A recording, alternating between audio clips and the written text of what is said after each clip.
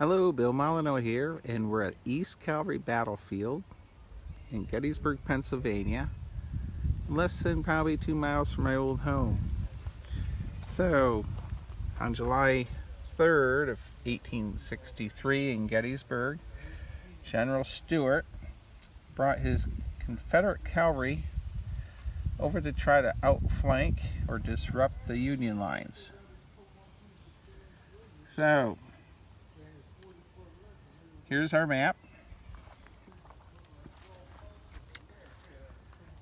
This is a part of the battlefield that's not visited very much. And we're going to go start at the far end and walk a bit. Alright, we're on the Confederate lines, Fitzhugh Lee's brigade. And we're going to go the entire loop around. So, not too many people visit this part of the battlefield. It used to be my quick way home from the Walmart. Now the Confederate lines are along this road.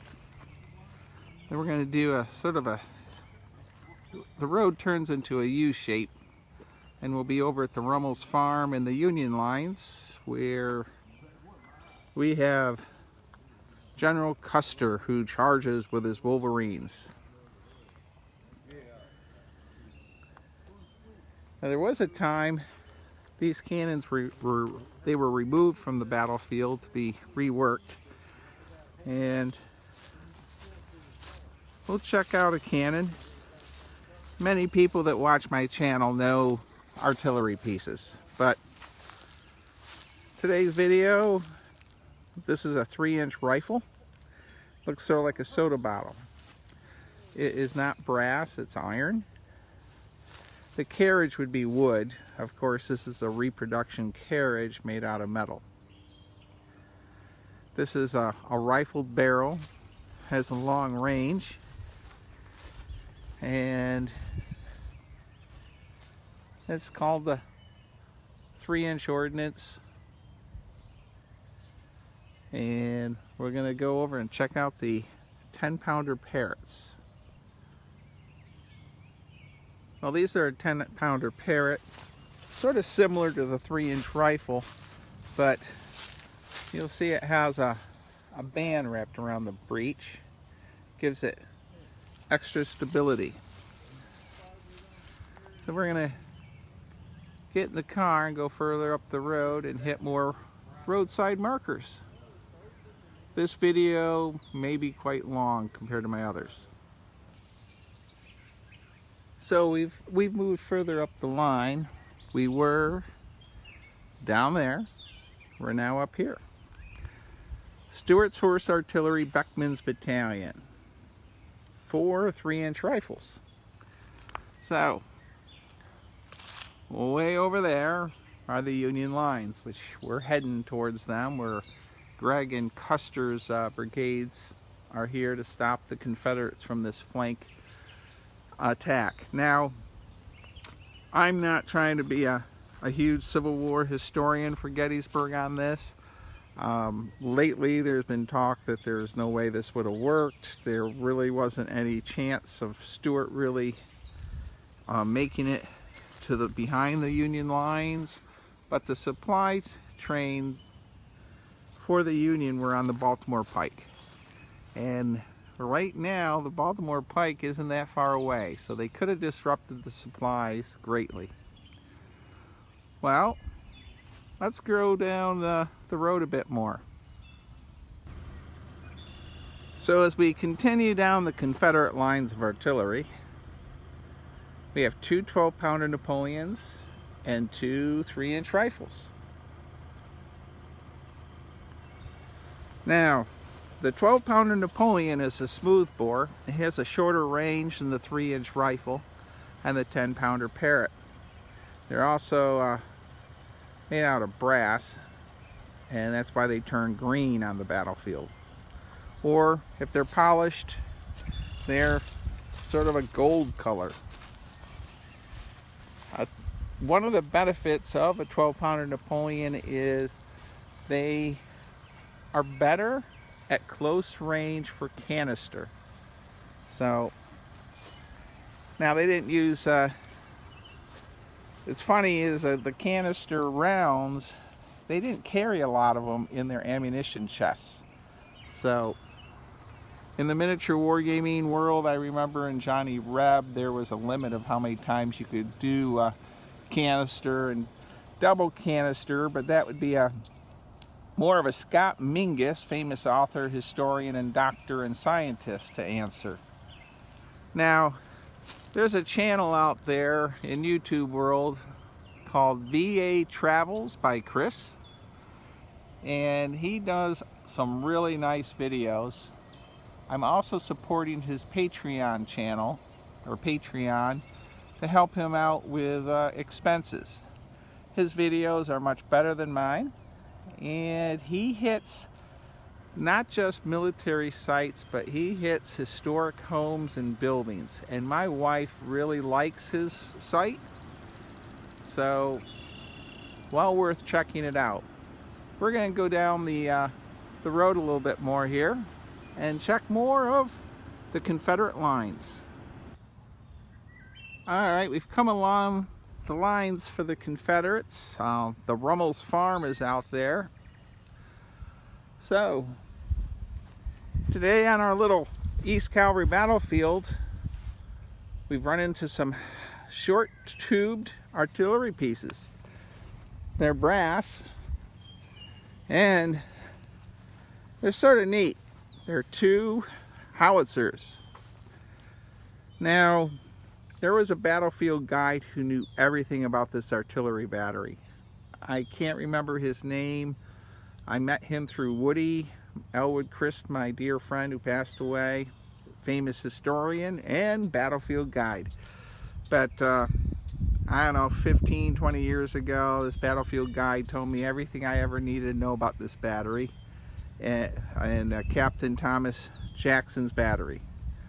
And God, I can't remember really anything he told me other than it was a very long conversation.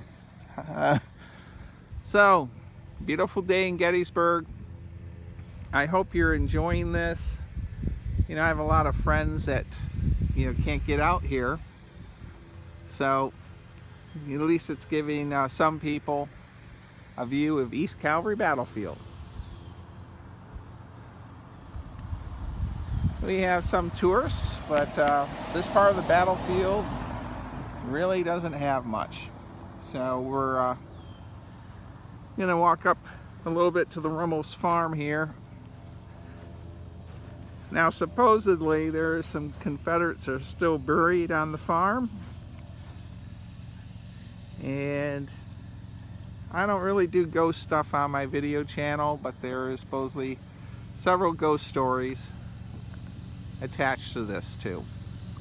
Alright, let's go and hit some more of the battlefield. So I've driven around, so now I'm on the loop part. There's the Rummel's Farm from the other side. What you're looking at now is basically the Confederate lines where the Confederates were, and this is the Union lines where the cavalry brigades of Gregg and Custer are. And we're going to go up and visit those monuments. And if you've seen the Errol Flynn movie with General Custer with Send in the Wolverines, so we're going to do that next. Okay, braving the firestorm, dismounted Confederate cavalry armed with single-shot carbines left the cover of the woods on the crest of the ridge out there, advanced across the Rummel Farm out there, and seen in the distance towards this position. As artillery thundered 3 miles to the east, the prelude to Pickett's charge, dismounted troopers of the 1st New Jersey Cavalry opened fire, reinforced by the Michigan and Pennsylvania cavalrymen. Some armed with repeating rifles, they forced the outgunned Confederates back. Unable to dislodge the Union defenders, Confederate General Jeb Stuart ordered a series of cavalry charges, but was ultimately repulsed. So, here we are, our Union lines, and I'm going to pause the video so I don't shake everyone around, walk up here to this monument. Well, this is the 1st New Jersey Cavalry, 1st Brigade, 2nd Cavalry Division, July 3rd, erected in 1888. Oh, it fought both mounted and dismounted, holding the position here for several hours.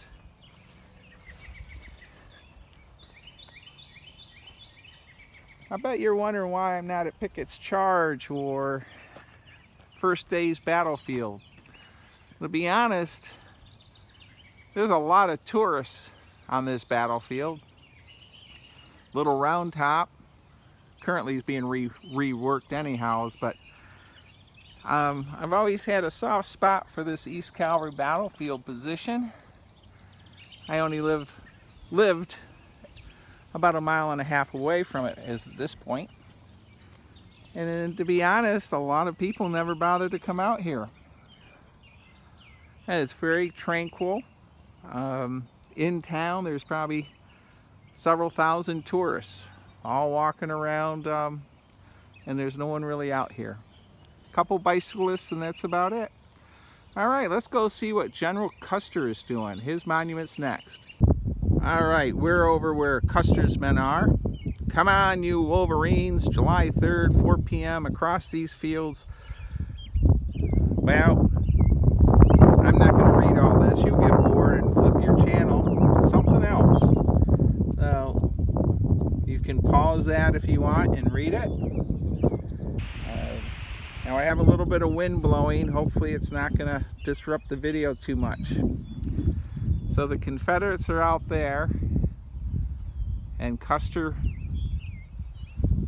charged across with his Wolverines, the Michigan boys. Now I'm going to pause the video and we're going to walk out and check his monument. So here we are at the Custer, the Michigan Cavalry Brigade monument.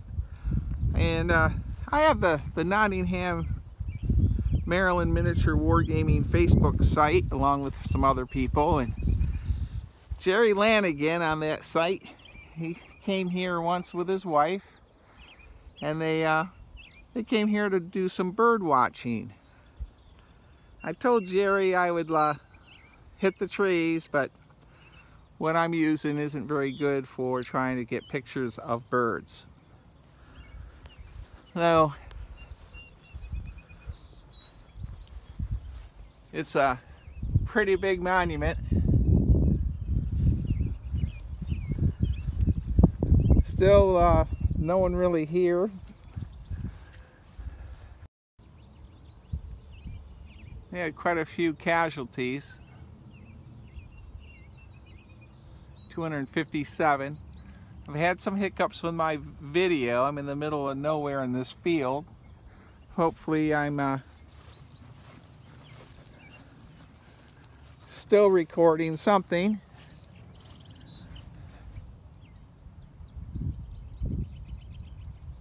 Oh,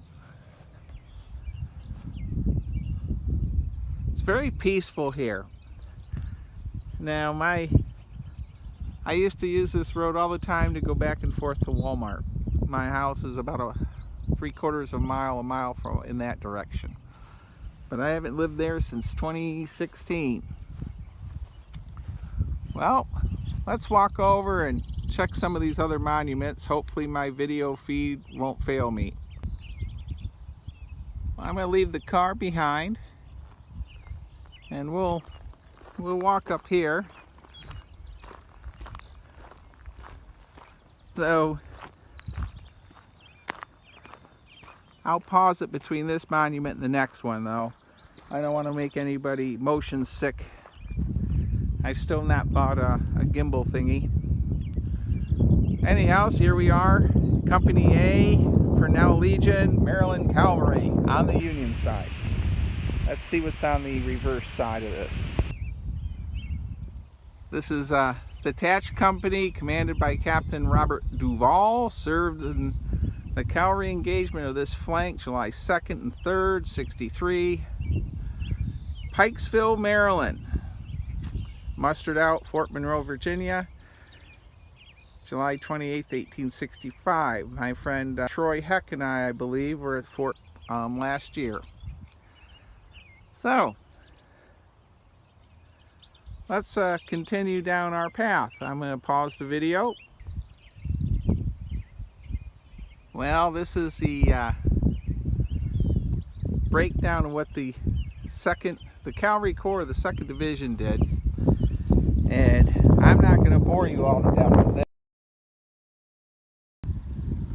Alright, on East Cavalry Battlefield, I'm going to pause this for a moment. We got a line of traffic coming. On East Cavalry Battlefield, the monument we just were at, when I had another video hiccup. I am having some video hiccups out here. I think I'm having a problem with the cell tower issues. But this little lane is, I bet very few people come to this lane and check things out. So follow me down this path. What else do you have to do? I bet Jack in Arizona is watching this while he's painting figures. And to be honest, I haven't been down here since the early 80s.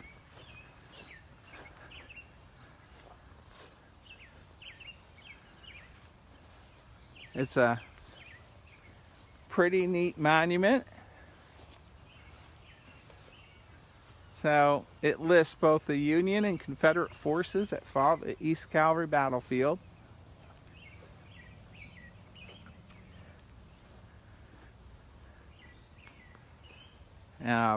This shaft marks the field of the engagement between the Union Cavalry commanded by General Gregg and the Confederate Cavalry commanded by Major General Jeb Stuart. It's a pretty big monument.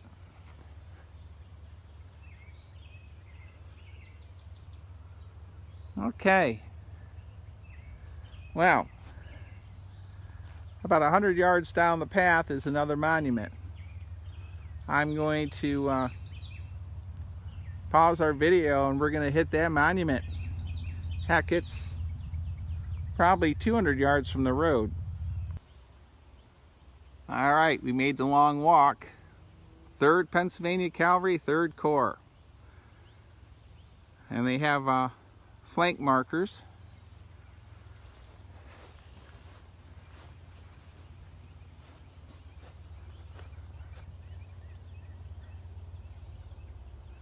And as you can see, we're a good 100 yards or more from the road. It's so the right flank, and there's the left flank. July 2nd, 1863. Reached the field at noon from Hanover, engaged dismounted Confederate Cavalry Brigade and Infantry. July 3rd, engaged mounted and dismounted Confederate Cavalry, advancing in a mounted charge and driving the enemy beyond the Rummel Farm buildings. So,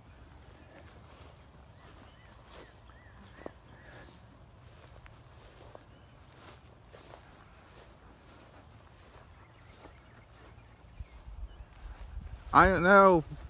I'd like to have some people leave some comments, East Cavalry Battlefield comments. What do you think? Have you ever been down this lane?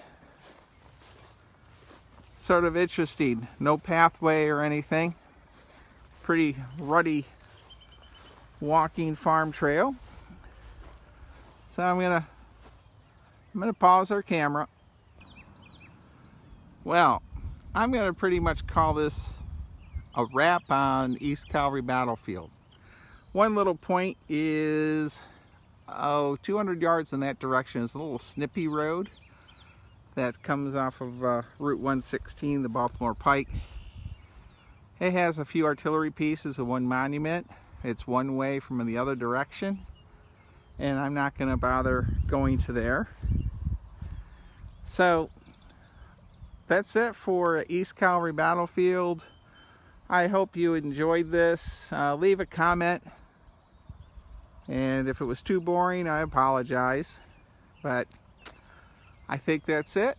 To anyone that's watched this, thank you, and stay safe, be kind, be courteous, and that's it for now. Thank you.